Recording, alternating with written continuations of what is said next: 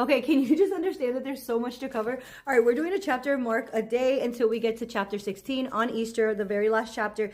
Chapter 9, he takes Peter, James, John, and he takes them with him to the mountain to do something so special. And I think it's so significant that he takes them because, guys, if you know anything, after the Gospels is the book of Acts, and that's when they start their ministry. Like, that's when they start doing what they're doing. They have the Holy Spirit, and for them to experience this is amazing. He actually has a transfigured moment before them. He appears in all dazzling white, and guess what? Elijah and Moses also appear. They're all talking, and that is not it.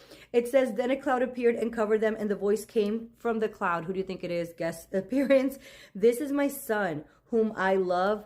Listen to him. And this is the word that God gives with them. Again, the people that are going to be leading the way for the new church. All right, so the part that I want to focus on, though, on chapter 9 is this impure spirit. Guys, we ain't new to this. Okay, Jesus has been casted out spirit. And in fact, he has already given the ability for his disciples to cast out spirits in many, many towns. And so a man comes to them and says this.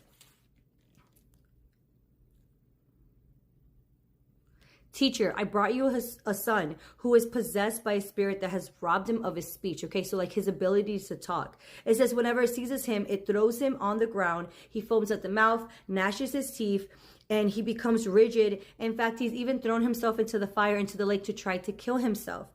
It says, he says, I asked your disciples, talk about going to the boss.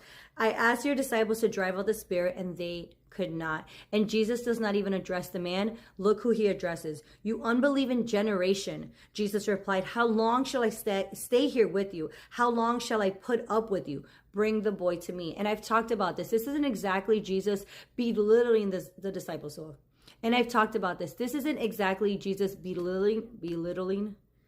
And I've talked about this. This is not Jesus belittling the disciples. Okay, understand that there's just such an what's wrong with me? And I've talked about this. This is not Jesus belittling the disciples. There's such an urgency. In fact, later in chapter 9, he's going to say for the third time, he's going to predict his death, like to a detail. He needs them to understand what is going on. So, of course, he calls the man over. He asks him a few questions, kind of like, how long has it been going on? Yada, yada, yada. Look what the man says and listen to Jesus. The man says, but if you can't do anything, take pity on us and help us. Jesus says, if you can, Jesus replied, everything is possible for one who believes. Immediately, the boy's father exclaimed, I do believe. Help me overcome my unbelief. When Jesus saw the crowd running to the scene, he rebuked the impure spirit. You deaf and mute spirit, I command you to come out.